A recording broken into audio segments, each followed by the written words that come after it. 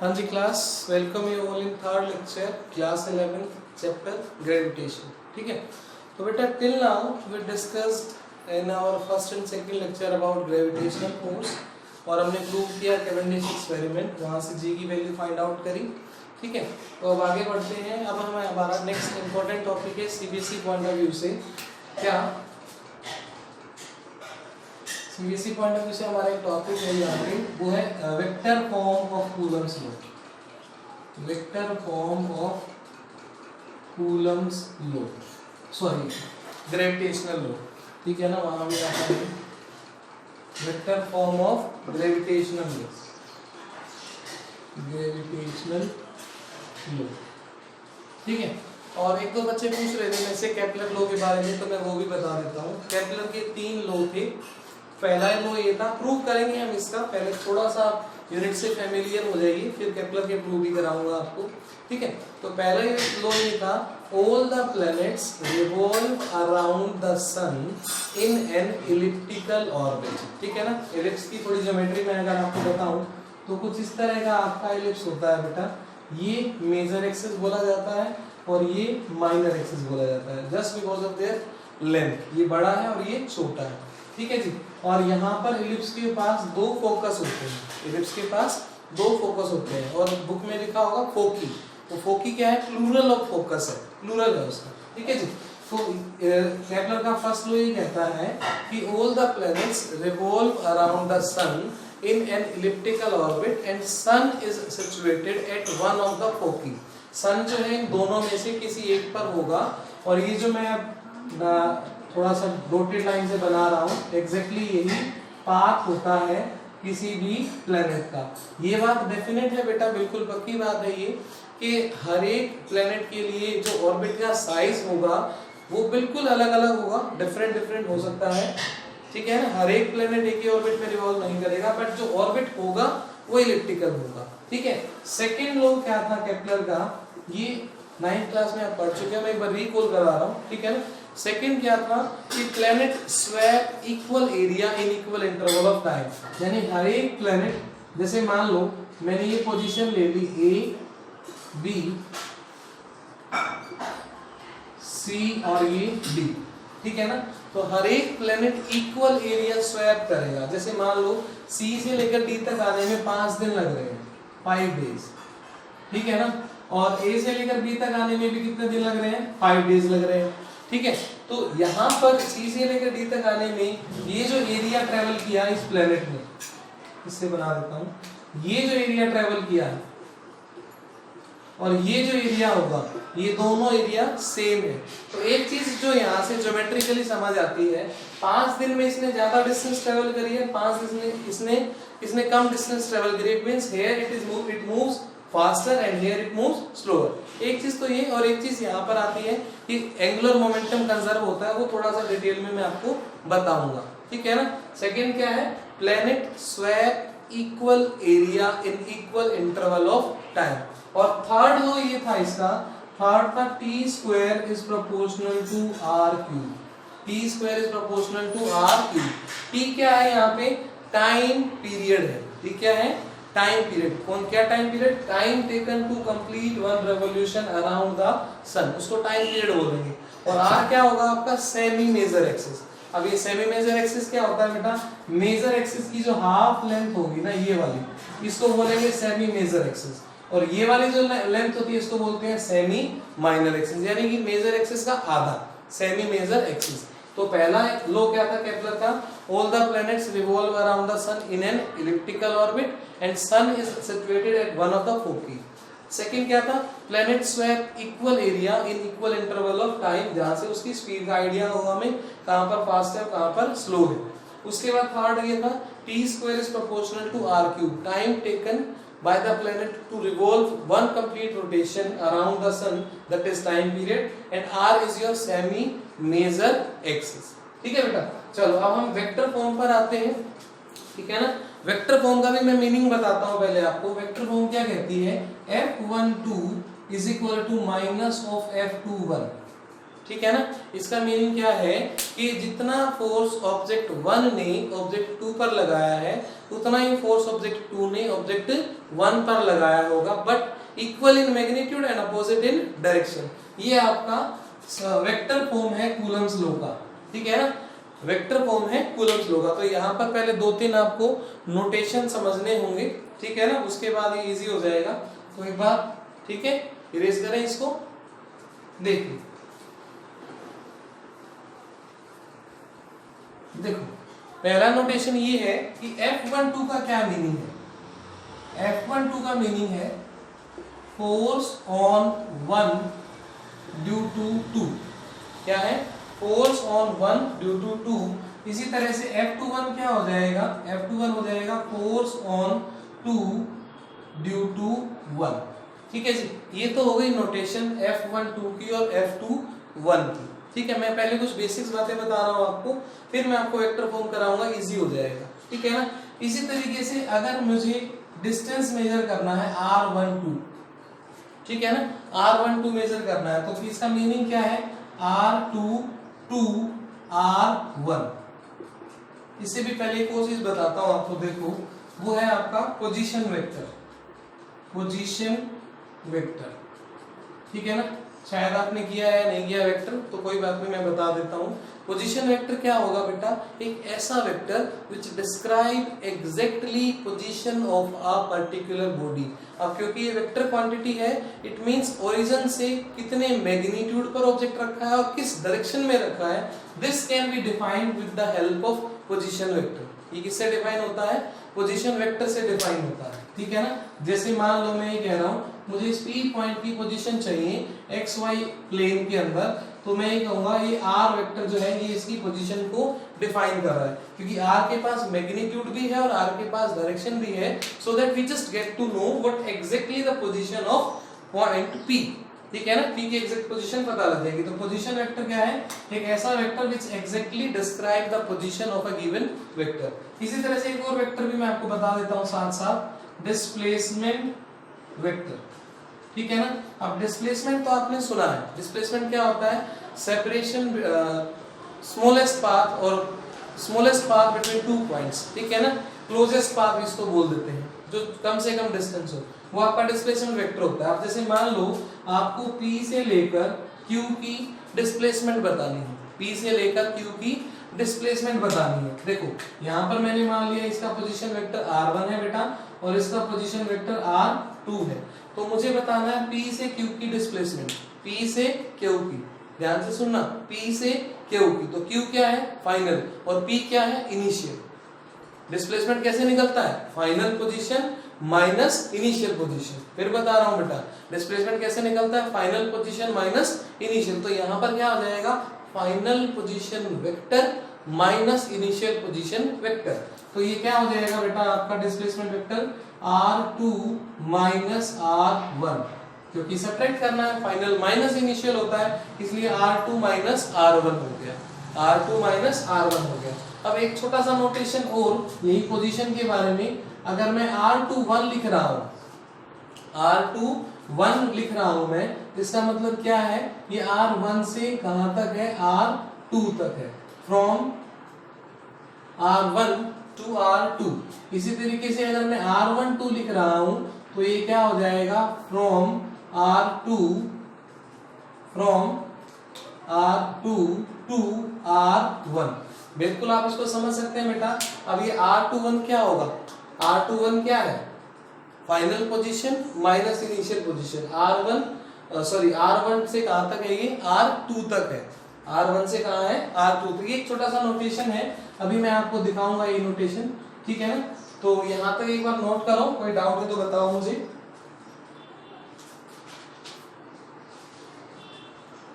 चलो देखो मैं डायग्रामेटिकली बताता हूं। ये मैं कह रहा हूं कि ये मेरे पास एक ऑब्जेक्ट है, उसका मास m1 है, ये मेरे पास दूसरा ऑब्जेक्ट है, इसका मास m2 है। ठीक है जी, और ये इन दोनों के बीच की डिस्टेंस है r। अच्छा, अब ग्रेविटेशनल फोर्स निकालना है मुझे F12। ठीक है, एक चीज और आपको बता दूं पहले कि जो वेक्टर क्वांटिटी होती है ना, उसको कैसे लिखा जाता है बेटा? ए वेक्टर क्वांटिटी है या फोर्स मान लीजिए, फोर्स आपकी वेक्टर क्वांटिटी है, यस, और इसको आपने कैसे लिखना है, इसको लिखना है F modulus into F cap. चलो ये दो नई चीजें हैं, ये भी बताता हूं आपको, ठीक है ना। तो एफ वेक्टर क्या है, नहीं इसलिए शायद आपने ना किया हो, इसलिए देखो, तो एफ वेक्टर, वेक्टर के पास दो चीजें होती हैं, मैग्नीट्यूड और डायरेक्शन, मैग्नीट्यूड और डायरेक्शन। तो ये जो है ये मैग्नीट्यूड पार्ट हो गया और ये जो है ये डायरेक्शन पार्ट हो गया, ठीक है ना। इसको क्या बोला जाता है, कैप। ये इसके ऊपर ये टोपी सी लगी हुई है ना, इसको बोला जाता है कैप। यानी कैप जो है, या इसको एक और नाम भी देते हैं यूनिट वेक्टर, यूनिट वेक्टर, जो कि आपको उस वेक्टर की डायरेक्शन के बारे में बताता है। तो मैंने अब तक आपको क्या बताया, F12 का मतलब क्या है, force on one due to two, इसको आप ऐसे भी याद रख सकते हैं OD, ऑन ड्यू टू, ठीक है जी, अपना अपना लॉजिक है, आप कुछ भी बना लो, कोई दिक्कत नहीं है।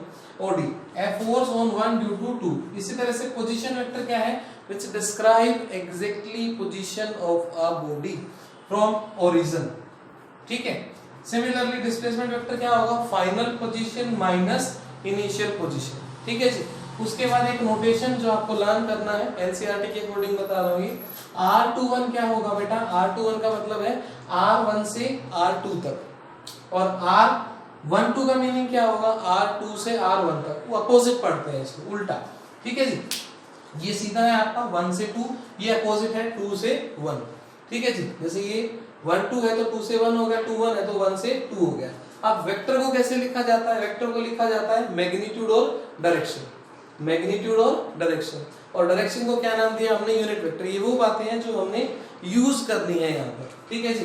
चलो देखो, तो F12 क्या हो जाएगा बेटा, force on one due to two. तो ये क्योंकि वेक्टर है तो वेक्टर को पहले कैसे लिखेंगे, उसके मैग्नीट्यूड में, फिर कैसे लिखेंगे, डायरेक्शन में, कैसे लिखेंगे, डायरेक्शन में। तो देखो Gm1 m2 by r square, क्योंकि डिस्टेंस कितने हैं इन दोनों के बीच में, r है। अब फोर्स किस पे लग रहा है, 1 पे, कहां से कौन लगा रहा है, 2, फोर्स ऑन 1 ड्यू टू 2। अब ग्रेविटेशनल फोर्स हमेशा अट्रैक्टिव होता है, कैसा होता है, हमेशा अट्रैक्टिव होता है। तो फोर्स ऑन 1 लग रहा है, फोर्स ऑन 1, ये देखो किस पर लगा, 1 पर, किसने लगाया, 2 ने, तो 1 पर लगा है, सॉरी, फोर्स ऑन 1 इस पर लगा है, बिल्कुल ठीक ठीक है, एरो इधर ही जाएगा, तो 1 कहां जाएगा, 2 की तरफ जाएगा, किस पर लगा है, फोर्स ऑन 1, तो 1 पर फोर्स लगा है तो 1 कहां जाएगा, 2 की तरफ जाएगा, लाइन ज्वाइनिंग बिटवीन देम, ठीक है ना, सेंट्रल फोर्स है, लाइन ज्वाइनिंग बिटवीन देम जाएगा। तो ये डायरेक्शन है, कहां से कहां तक है, 1 से 2। तो 1 से 2 कैसे लिखी जाती है, 1 से 2 लिखी जाती है R21। तो यहां पर क्या लिख देंगे, R21। तो ये हो गई इसकी डायरेक्शन। यहां पर भी आप कैसे लिखो नोटेशन में, ये डायरेक्शन ही बता रहा है आपको, R21 क्या हो गया, ये R21 डायरेक्शन हो गई, ठीक है। इसी तरीके से आप अगर निकालें F21 तो वो क्या होगा, G। अब फोर्स ऑन 2 ड्यू टू 1 है बेटा, तो यहाँ पर क्या हो जाएगा, M2 into M1। हालांकि M1 into M2 और M2 into M1 कोई फर्क नहीं है, ठीक है ना, 2 को 3 से गुणा करो या 3 को 2 से गुणा करो, आना चाहिए ही है, बाय R स्क्वायर। अब रही बात डायरेक्शन की, फोर्स ऑन 2 किस पे लग रहा है, 2 पे, तो 2 पर फोर्स कैसा लगेगा, अट्रैक्टिव। 2 कहां जाएगा, 1 की तरफ जाएगा, अट्रैक्ट होगा, ठीक है ना। तो अब ये देखो 2 से 1 आना है हमें, तो 2 से 1 के लिए डायरेक्शन क्या है, R12 है, ठीक है ना, R12 कैप, ठीक हो गया जी। यहाँ तक कोई डाउट है, मैं एक बार फिर बता रहा हूँ, ये इंपॉर्टेंट है बहुत सीबीएसई पॉइंट ऑफ व्यू से। F12 का मतलब है force on 1 due to 2, F2 का मतलब है force on 2 due to 1। Position vector उस ऑब्जेक्ट की एग्जैक्ट पोजीशन बताता है in terms of magnitude and direction. Displacement vector, displacement vector क्या है, final position minus initial position, final position vector minus initial position vector. ये एक notation है छोटा सा, R21। R21 का मतलब क्या है, R1 से लेकर R2 तक, और R12 का मतलब क्या है, R2 से लेकर R1 तक। और वेक्टर को लिखने का तरीका क्या है, मैग्नीट्यूड और डायरेक्शन। इसको क्या बोला जाता है, यूनिट वेक्टर या वेक्टर कैप, ठीक है। तो m1 m2 दो ऑब्जेक्ट्स थे, r डिस्टेंस पर थे, तो फोर्स कितना हो गया F12 g m1 m2 by r square, और ये क्या हो गया आपका r21, क्योंकि डायरेक्शन ये है कहां से कहां तक 1 से 2 तक, और 1 से 2 कैसे लिखी जाएगी r21। इसी तरह से F21 force on 2 due to 1, ठीक है ना, और यहाँ पे क्या होगी आपकी डायरेक्शन, तो डायरेक्शन क्या है 2 पे फोर्स लग रहा है तो इधर जाएगा, ये अट्रैक्ट होगा, तो ये कहाँ है 2 से 1, 2 से 1 कैसे लिखना है हमने r12 की फॉर्म में लिखना है, लिख दिया। अच्छा अब देखो आगे नेक्स्ट क्या है बेटा, बस अब इसको सॉल्व कर लो, सॉल्व कर लो। देखो एक चीज और मैं यहां से बता रहा हूं आपको, देखो यहां से क्या बता रहा हूं मैं कि जो वेक्टर कैप होता है ना उसको क्या लिख दूंगा मैं यहां से f vector by f modulus, ऐसा लिख दूंगा।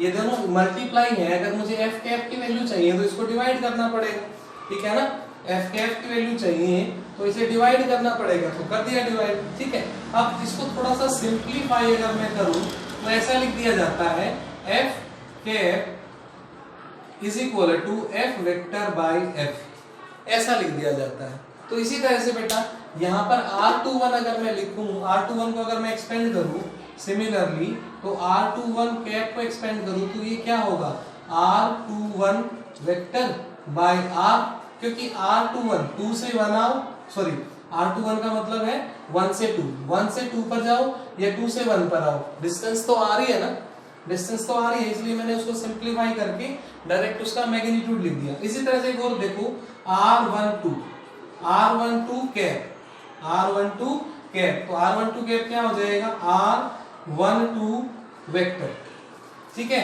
डिवाइड बाय r, क्योंकि r12 का मीनिंग क्या है 2 से 1, और 2 से 1 जाएंगे तो भी डिस्टेंस कितनी होगी r होगी, तो इसलिए ये आपके पास दो वैल्यू आ गई किसकी r12 कैप की और r21 कैप की, इन दोनों इक्वेशंस में पुट कर दो और इसको सॉल्व कर दो, दैट्स इट। तो ये हो गया देखो F12 is equal to G m1 m2 by r cube लिख देता हूँ, क्यों लिख देता हूँ क्योंकि देखो यहाँ पर मैं r21 की वैल्यू, चलो एक स्टेप बढ़ा देंगे, r2 ये r square as it is, अब यहाँ पर क्या था r21 था, r21 की वैल्यू कितनी है r21 वेक्टर बाय r, ठीक है जी, यहाँ तक समझ आ गया। अब इसको मल्टीप्लाई, बेस सेम है, पावर ऐड हो जाएगी, r क्यूब हो गया।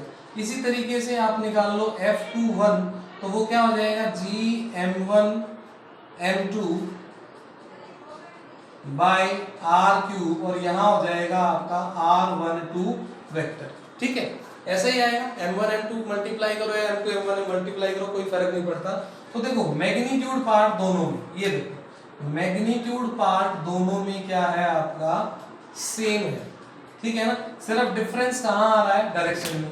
यहाँ पर डायरेक्शन क्या है r21 और यहाँ पर क्या है r12, एक बार क्या हो गया 2 से 1 और एक बार क्या हो गया 1 से 2, तो डायरेक्शन क्या है दोनों की अपोजिट है। तो यहाँ से हम ये लिख सकते हैं F12 modulus is equal to F21, यानी दोनों का मैग्नीट्यूड क्या है same, but F12 vector is equal to minus of F21 vector, दोनों की डायरेक्शन क्या है अपोजिट। तो ये आपका प्रूव हो गया कि क्या प्रूव हो गया कि न्यूटन्स लॉ ऑफ ग्रेविटेशन जो है न्यूटन्स थर्ड लॉ को फॉलो करता है, दोनों एक दूसरे पे इक्वल मैग्नीट्यूड, देखो दोनों का मैग्नीट्यूड क्या है सेम, पर दोनों की डायरेक्शन क्या है अलग अलग है, ठीक है। मैं एक बार रिपीट कर रहा हूँ, इसको इंपॉर्टेंट है बहुत, ये हमें प्रूव करना था इक्वल मैग्नीट्यूड अपोजिट डायरेक्शन। तो उसके लिए सबसे पहले मैंने आपको बताया था पोजीशन वेक्टर के बारे में, जो किसी भी वेक्टर की एग्जैक्ट पोजीशन बताता है, ठीक है। उससे पहले मैंने बताया था F12 force on 1 due to 2,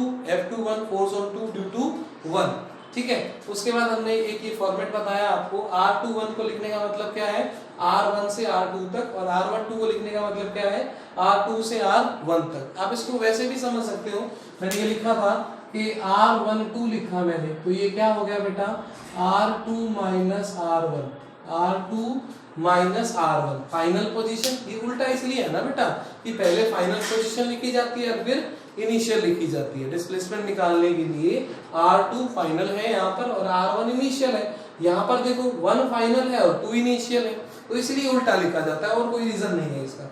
तो ये वेक्टर को लिखने का तरीका है वेक्टर और मॉडुलस। फिर हमने ये दो ऑब्जेक्ट ले लिए, दोनों का मास ले लिया, r डिस्टेंस ले लिया उनके बीच में, ग्रेविटेशनल फोर्स निकाला,